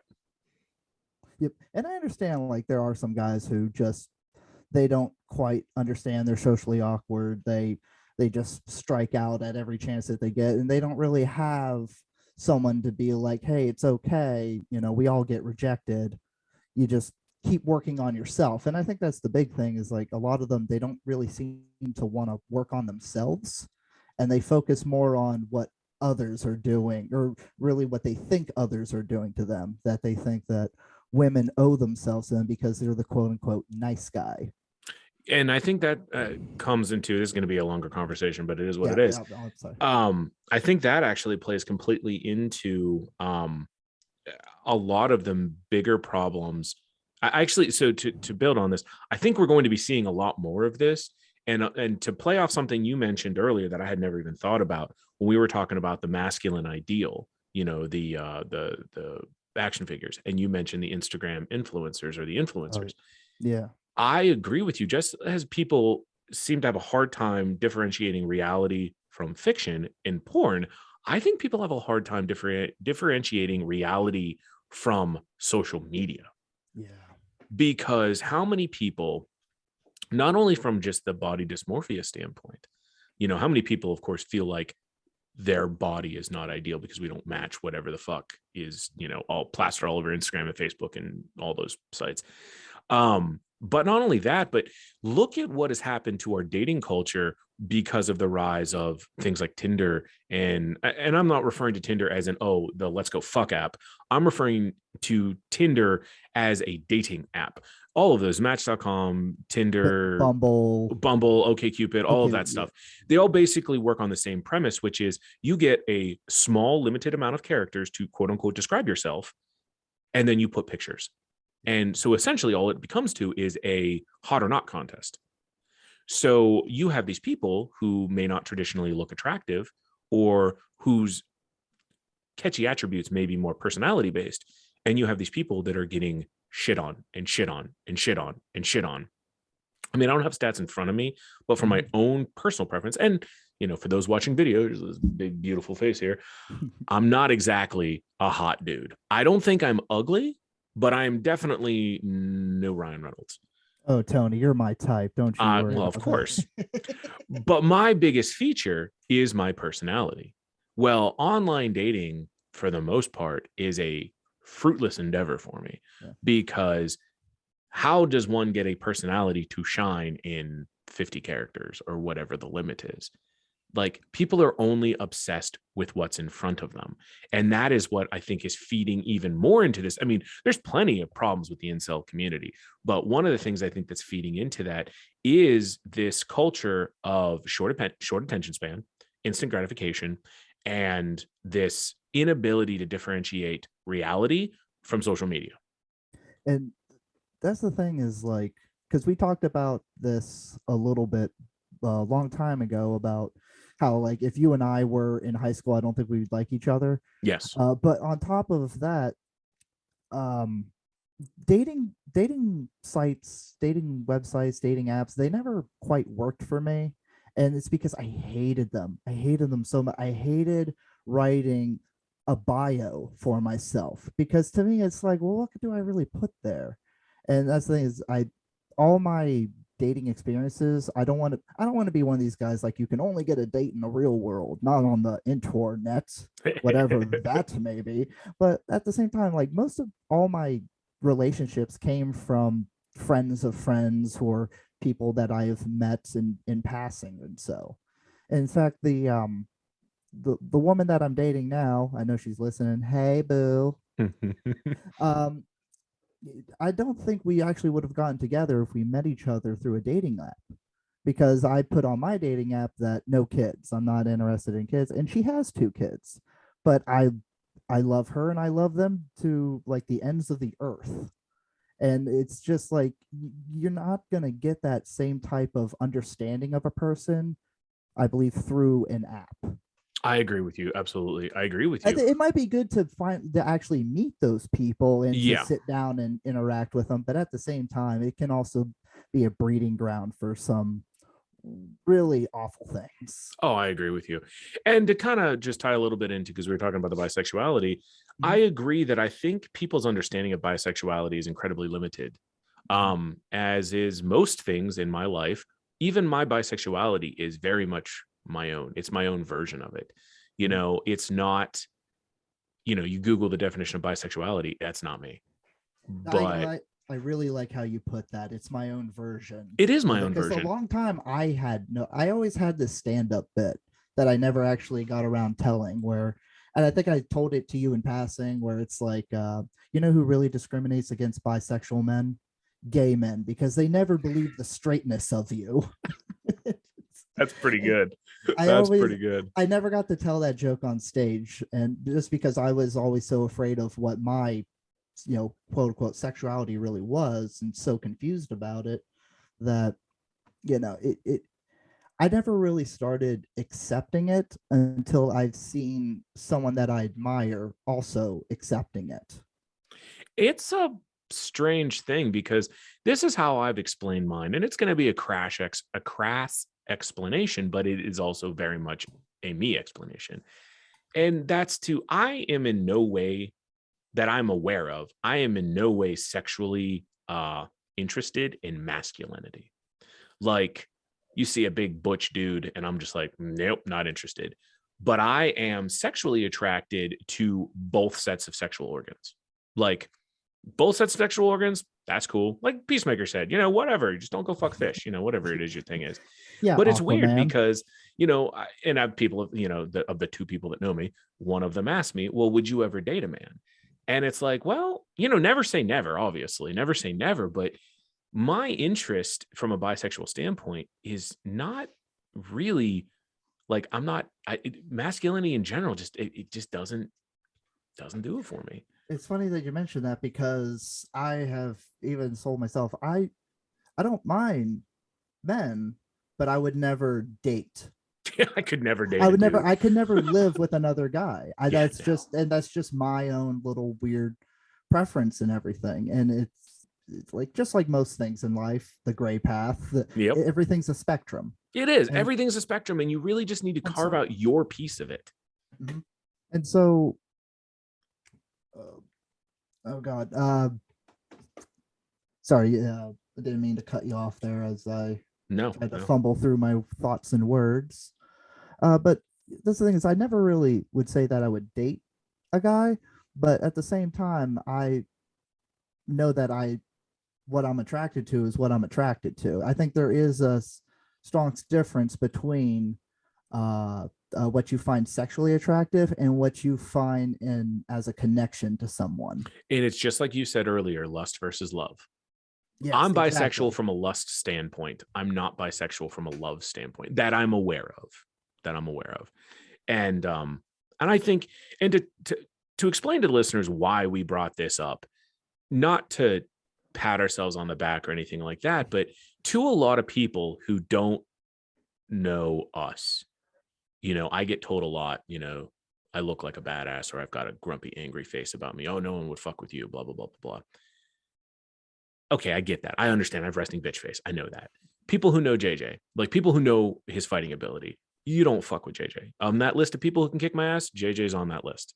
Like, No. yes, you have kicked my ass. I've given back. Well, I've held my own, Well, but you've caught me on the nose a couple of times exactly. that made But me go, hold on a second. but you stop and you think the people that know, especially people who know us in our fighting careers, or whatever you want to call that, our fighting lives, we exude manliness. We're up there hitting stuff and tapping people out, and we're manly. Tony, you used to lift heavy weights. You're such a man. You're such a man. You're such a man. Oh, you do all this. You're so manly. Yeah, I also like dick. So the point being, what I'm getting at is we need to dispel this false belief that being manly means that, you have to be closed off from your emotions, that you're not allowed to like what you like. Yeah. you I have know. a working theory on this Okay. that in the 80s, homosexuality very much was masculine.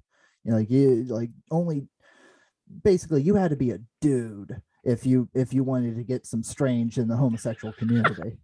And it wasn't until like the 90s when like Frasier and like more like effeminate gay voices started to become the norm. And it kind of over because I always think back to remember that scene from Police Academy when the police officers go into walk into the Blue Oyster.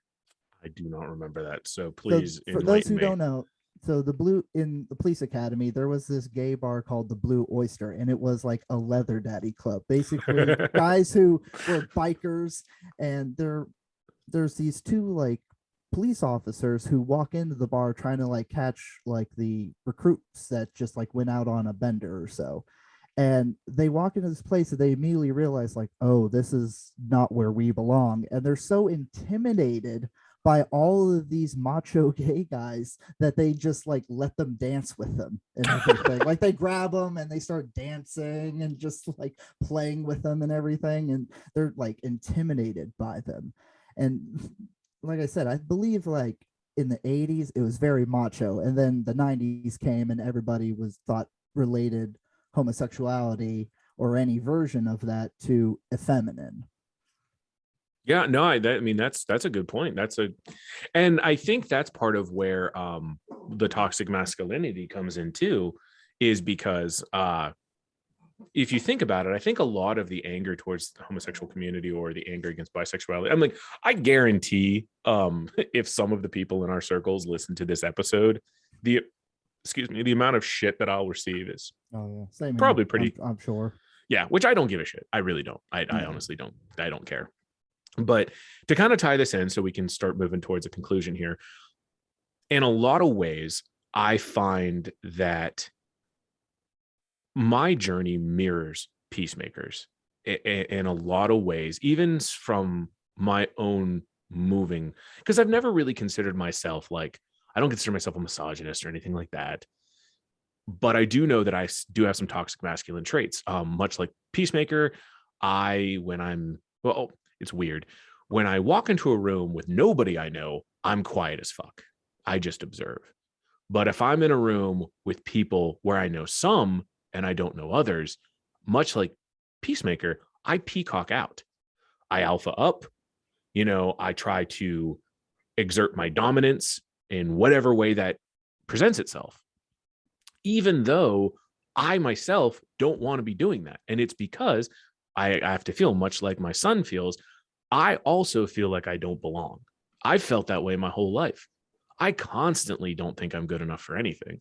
Like, it's very interesting. There's a whole other episode in there somewhere about the parallels between people who think very little of themselves and success.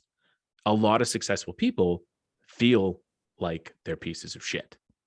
So to me, there was such a parallel between Peacemaker's evolution from Suicide Squad movie to where he is when he gets to the show. And it reminds me of a lot of the struggles I faced when I got divorced.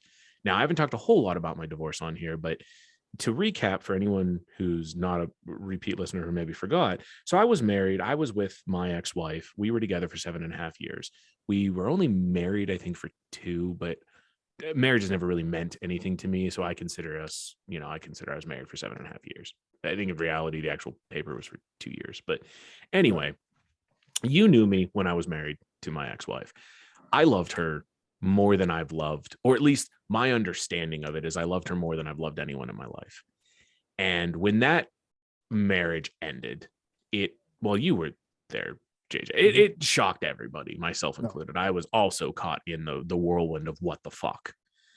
And I exited that relationship much like Peacemaker exited Suicide Squad, because in a lot of ways, my ex-wife kind of made me feel like Peacemaker did when Rick Flag's sitting over him and just goes, "Peacemaker, what a fucking joke."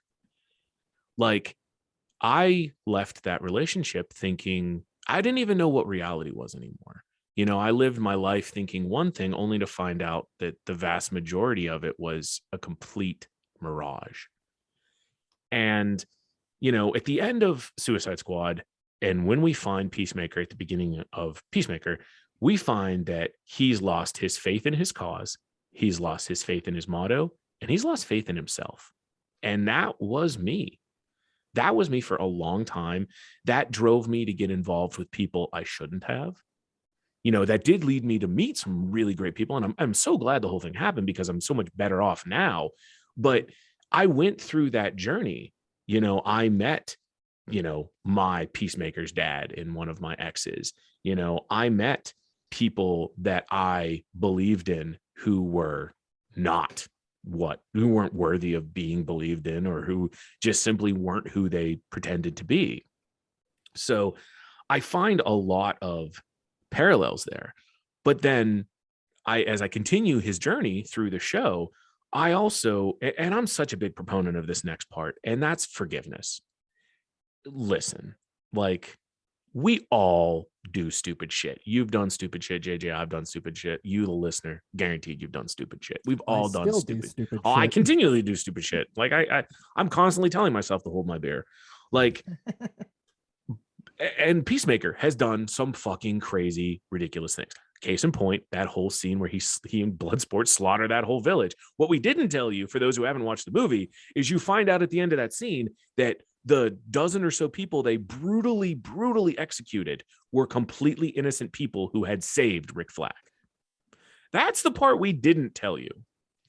But much like Peacemaker, who has done some terrible things, or Goth. Okay, so the butterflies, that's the whole storyline behind the show, is these butterflies, these intergalactic, basically praying mantises that take over bodies. He fucks one. Yeah, he does fuck one. But you find out at the end of the show that they're actually, yes, they're taking people over. Yes, they came here to live, but they're trying to save the planet and save humankind.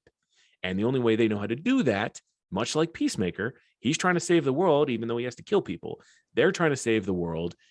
And in order to do that, they do have to kill certain people and take over them in order to effect the type of change that could save the planet. Well, they plead that their leader, Goth, pleads this to Peacemaker. And he's like touched because fuck, their mission is exactly what his mission was. But as he's sitting there, this is in the season finale, he's staring at Goth. I think it's Goth. As he's staring at Goth. I believe it is Goth, yeah. Yeah, it's Goth because it was named after the senator. He ends up shooting Goth in the heart, killing the body. And then he launches Abadeo into the cow, which you watch the show, you'll find out what the cow is. But he basically kills the entire butterfly race without actually killing each and every butterfly. But what's interesting about all that is he kills the cow. So he kills the butterfly race because that's their only food source. But he doesn't kill Goth. He kills the body that Goth's inhabiting. But the only way to kill, if you want to kill a butterfly, you shoot to the head because they live up there. So you'll kill them when you put the bullet through the head. He shoots Goth in the heart. So Goth crawls out because if the host dies, the butterfly can crawl out the mouth. Well, you find out at the very, very end of the show that Goth seeks out Peacemaker. And Peacemaker brings out, because he still has a little bit of the honey liquid. Yeah, I'm not really sure what they're called. And he pours it out so Goth can eat. And to me, that's so powerful because in a lot of ways, that decision that Peacemaker makes at the end of the show is him finally embracing his gray path, him setting boundaries and lines and following his own code and not something that was like passed on to him by his father or that he thought was the right thing.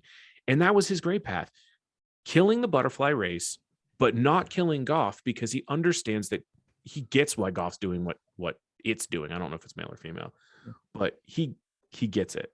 And to me, that in a lot of ways is how my life has become post my divorce and even post my very, very, very toxic relationship that I was in. Like, I realize in hindsight now, looking back, you don't reject all of it and you don't hate these people for what they've done to you. I do not hate my ex-wife. I don't understand why she did what she did. I don't understand the choices she continues to make. I mean, she abandoned her fucking child. I don't understand that. I don't hate my ex. We were two people that were incredibly toxic to one another, and that's that. I don't hate these people. If anything, I forgive them, just like Peacemaker is not only he himself forgiven, because he is forgiven for all of the shit that he's done, but he himself forgives Goff for, because he gets it. And I think that's something that all of us, if we want to break the cycle of toxic masculinity, which I think is the whole point of why we're talking about this, I think it starts with forgiveness, forgiving yourself, forgiving the people who turned you into what you are. Like, it's just about forgiving and moving on. The next thing I want to talk about, which is another pillar of Peacemaker's journey, is courage.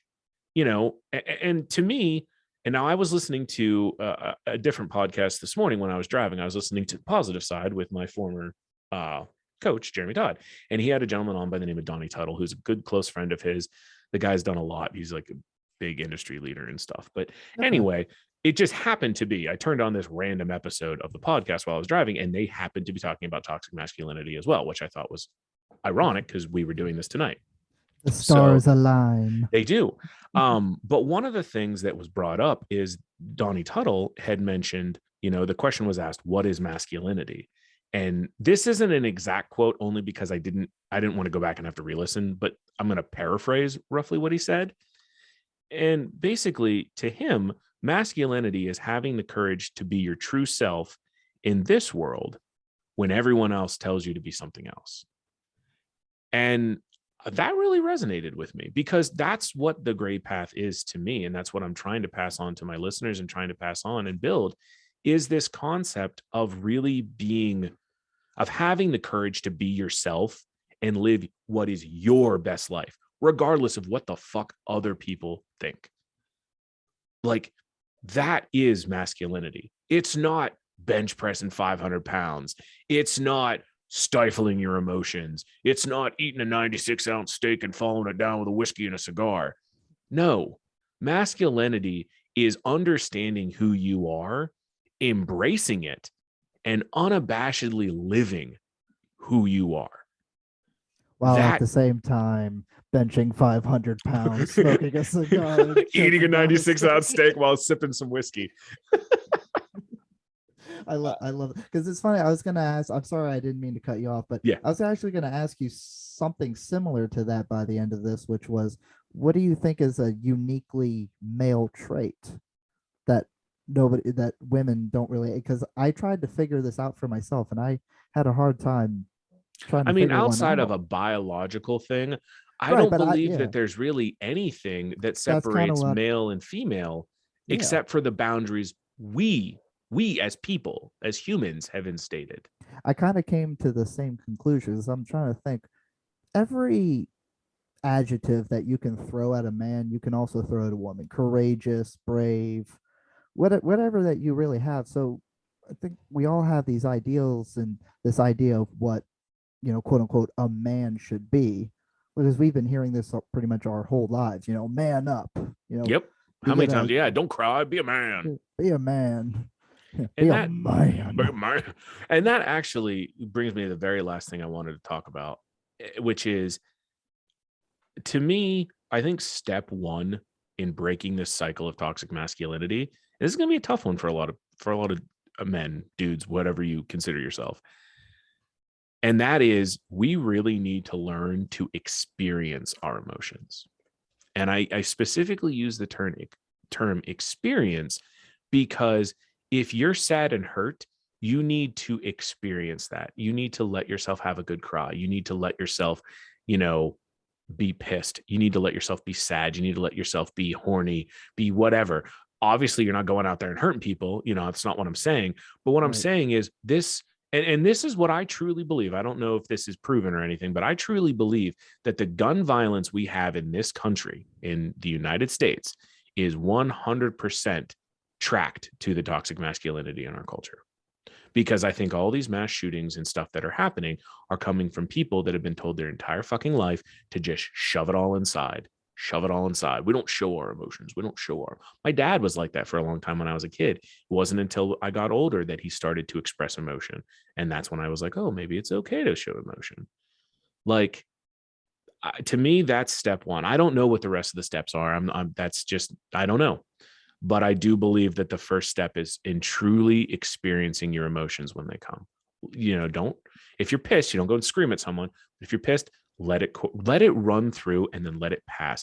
The best example that I can use is if anyone has watched Avatar: The Last Airbender, in the episode where Uncle Iroh meets or is with Azula, which is Zuko's sister. Okay. And then she's very powerful. She has the ability to basically bend lightning. It's like a advanced form of firebending. Well, in this, she's whooping everybody's ass. She's zap, zap, zap, zap, zap. She's fucking everybody up. And Iroh's like, he goes to his nephew, because he knows Zuko is going to have to face his sister. And he's like, look, you can't stop her lightning, but you can redirect it. And he's like, what do you mean? And he's like, I don't remember exactly. Yeah, because like Azula attacks him or something, and he grabs her hand. And when he grabs her hand, he traces his opposing hand across the arm away from his heart. That was very important that he brings it away from his heart. And then he shoots it out the other side. So he experiences the lightning without being hurt by the lightning. That is what we all need to learn to do with our emotions. Men, I'm talking to you, or if you acknowledge the masculine, if you are a victim of toxic masculinity, if you are a sufferer of toxic masculinity, I am talking to you. You need to learn to experience your emotions, all of them. And that is a repeating thing in the show, because like you see him go through spurts of crying and joy and of course anger because stuff's getting fucked up and he can't control it. And that is a repeating thing in the Peacemaker show. Yeah, it is. And it's such an important lesson. So that's everything I have. Is there anything you wanted to add we didn't get to? I liked how it's kind of funny, because the last thing that I think we pretty much hit everything. The last thing that I really wanted to touch on. So, remember the scene, the episode before we watched the one where he fights his brother, the ending where he plays the piano, and oh my god, yes. And you find out like, wow, he's a really good musician, and it's like that's not really something that you would attribute to a masculine character, the ability to play an instrument like the piano, which would be kind of what I guess a lot of people assume is like a delicate instrument just by the way you play it. Do you know what song he's actually playing on the piano? No, I don't know that I do. I looked this up. It is Motley Crue's Home Sweet Home. Oh, yeah, that is Home Sweet Home. Which is the exact song that you hear in the next episode when he's rocking out with his brother. I never put that together. That's the same song. And his brother is like, yeah, it's a pretty sissy song, but it still rocks hard. So fun fact about that. I'm glad you brought up the piano. And I didn't know this. I learned this today when I was doing my research.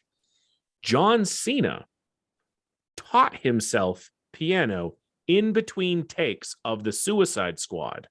Really? Because he wanted to do that scene himself.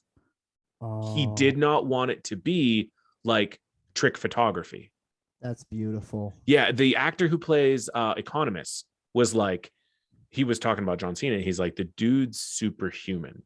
He's the biggest man I've ever seen. He's really? The funniest man I've ever seen. And he taught himself the piano in between shooting.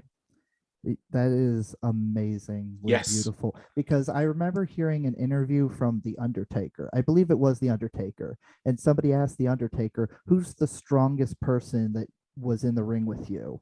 And he's like, Brock Lesnar. Brock Lesnar's fast. He's explosive. But John Cena is the strongest because he picks you up, and to him, it's like nothing. Yeah. And that's the thing is like John Cena as a person, and like you kind of get that with like a lot of these like male models, role models like Dwayne The Rock Johnson. I kind of attribute like Bruce Lee a lot, like these like action hero stars and everything. And you kind of forget that they also, above of being like macho, manly, beat 'em up type people, that they also can do things like play the piano. That just because you're a, quote unquote macho man doesn't mean that you can't do something delicate like play the piano, draw, Well, I gotta paint. say, if there was any, I mean, I'll be honest, John Cena's first movie he was in, I thought was terrible. I didn't know because I was into Was that the professional wrestling. Marine? Yes, I was Okay. into, which ironically, if you've watched that movie, who's in that movie? Robert Patrick, who plays Peacemaker's dad, Robert Patrick. They were in that movie together. Not a lot of people remember that. Yeah, my fucking encyclopedic knowledge of old obscure movies. Oh my But God. I never knew much about John Cena because I stopped watching professional wrestling before he came on. I was a big fan all the way up to the Attitude Era, and then I lost interest before he became a thing. All I ever knew is he was some white thug wannabe. That was his character. I never liked him. It wasn't until years later I saw him in a small part in an Amy Schumer movie, and he was fucking hilarious. Like Right. to the point where I was like, oh my God. So then when I started looking into it, I gotta say, as far as human beings I respect are concerned, John Cena's got to be one of the top. Not only is he incredibly talented and smart, he also holds the world record. By far, he holds the world record for the most Make-A-Wishes completed. Like, it's not even fucking close. The next closest person isn't even in the running. Hold on, I'm going to Google this shit because I think All my right. listeners should know. And then we're going to end this. Yeah. That is very awesome to hear. And I think it does kind of go to show how, even though somebody can be quote unquote masculine, you can do things that aren't directly tied to masculinity and still pretty much be a man. Well, I think I Like you want to can say, still hold that before I reveal identity. this number, because I Hmm. just Googled it, before I reveal this number, I just want to say this. I think maybe what we should be doing is changing the words we're using. Instead of Right. saying, like, oh, you can be masculine even if you play that, I think instead we need to redefine masculinity and say that John Cena teaching himself how to fucking play the piano is masculine. John Cena, in the same interview where he talks about the piano thing, they interview John Cena where he reveals he says the single hardest part about the Suicide Squad for him was learning to sword fight in high heels. And then he looks at the camera and goes, oh, just so you know, Peacemaker's not nearly as tall as you think he is. And I never knew that. Like, that's masculine. Being able to say, hey, I had to wear high heels in order to look more like a man so you guys would believe it. It kind of relates to one of my new favorite human beings that I've discovered, Diego. Oh God, I can never quite say his last name right, but basically, he was an MMA fighter and a professional bare knuckle boxer who also, on the side, does drag shows.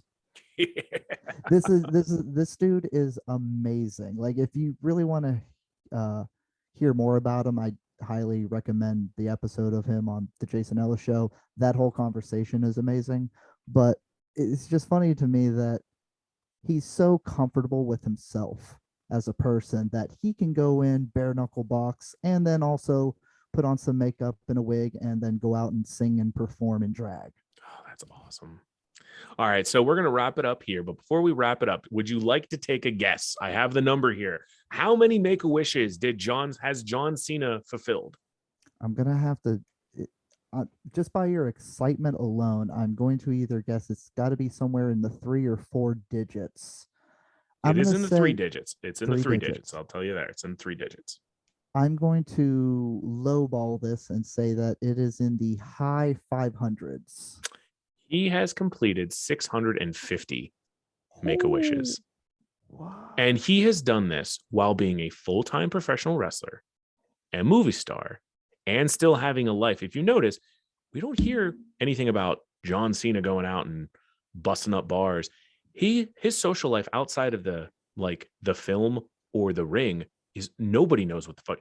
He is I mean, literally my respect for him is astronomical. Like, what a positive role model. Now, of course, 5 years from now, if he's done something terrible and it comes out, people are going to hang me because I'm over here screaming his accolades about how great of a person he is. But I'm telling you, based on everything I've looked at, he is such a good quality person. The only worst thing that I've ever heard about John Cena was apparently like he apologized to the Chinese government and he did it in Mandarin, which apparently he knows Mandarin. Not surprised at all. Like, the dude's amazing. Like, he's I know. absolutely amazing, and he's And so humble hysterical and about it. just That's the part I love, is he's not a douche about it. no. So anyway, JJ, I want to thank you again for coming on the show. I'm sure you'll be on many, many more times in the future. I know Thank this you has for been a inviting longer me. episode, everybody, but it's nice to be back. I'm not sure what's coming next. What's coming next is what's coming next. Life's been kind of busy, so I'm gonna keep trying to put out an episode every week. Can't promise that's always going to be the case, but as always, I'm your host, Tony B. You all be safe out there.